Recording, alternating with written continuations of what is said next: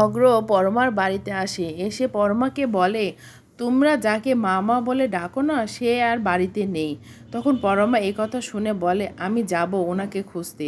তখন পরমার বাবা মা বাধা দেয়, তখন বলে যে না, আমি ওনাকে খুঁজতে যাব বলে অগ্রর সাথে বেরিয়ে যায়। পরের দিন সকালবেলা সুদীপ আর আদিত্য যখন ঘুম ভেঙে যায়, ঘুম থেকে উঠে আদিত্য দেখে যে তার জামাকাপড় পরিবর্তন। তখন সে আদিত্য সুদীপাকে বলে, আমার জামাকাপড় কে চেঞ্জ করলো? তখন সুদীপা বলে, আমি করছি, তবে চোখ বন্ধ করে করছি। তখন বাড়ির লোকজন সবাই যখন আসে, তখন পুলিশগুলো এসে আদিত্যর ফোনটা দেয়। তখন আদিত্য ফোন দেখে যে অনেকগুলো মিসড কল। সে অগ্রকে তখন ফোন করে। অগ্র তখন বলে, আমাদের বাড়িতে যে মহিলা ছিল সে বাড়ি থেকে চলে গেছে। একথা সুদীপা শুনতে পায়। সুদীপা শুনতে পেয়ে বলে, আমি যাব আপনার সাথে ওনাকে খুঁজতে। পরমার বাবা মা অগ্র বাড়িতে আসে, এসে পরমার খোঁজ করে। অগ্র আর পরমা বাসায় ঢুকে।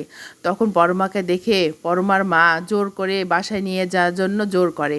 সেই সময় আদিত্য আর সুদীপা ঢুকে। তখন সুদীপা এসব দেখে পরমার মাকে বলে, আপনি এসব করবেন না, পরমাকে এখানে থাকতে দিন। তখন এসব কথা শুনে পরমার মা সুদীপাকে যখন মারতে যায়, তখন আদিত্যর বড় মা বলে, আপনি কেন ওর গায়ে হাত উঠাচ্ছেন? ও এ বাড়ির বউ, আমি ওর শাশুড়ি, আমি ওকে শাসন করব, আপনি করার গে? তখন আদিত্যর বড় মা পরমাকে বলে, তুমি যদি এ বাড়িতে থাকতে চাও অগ্র তোমাকে কিচ্ছু বলবে না, আর তুমি যদি এ বাড়ি থেকে চলে যাও তাহলে সারা জীবনের জন্য চলে যাবে। একথা শুনে পরমা তখন বলে, আমি এই বাড়িতে থাকবো। এসব কথার মধ্যে তখন সুদীপা গায়ত্রী দেবীকে বলে, মা কোথায়? তখন পরমাও বলে, হ্যাঁ মা কোথায়? তখন গায়ত্রী দেবী বলে, ও নিজে ইচ্ছে বাড়ি থেকে চলে গেছে, আমি কিচ্ছু জানি না। এদিকে রূপা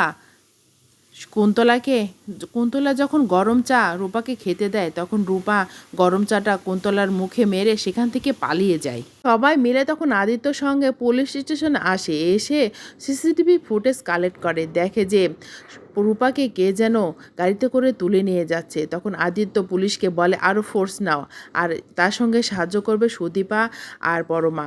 তখন পরমা বলে, উনি অনেকবার ওনার নাম বলেছে, ওনার নাম রূপা।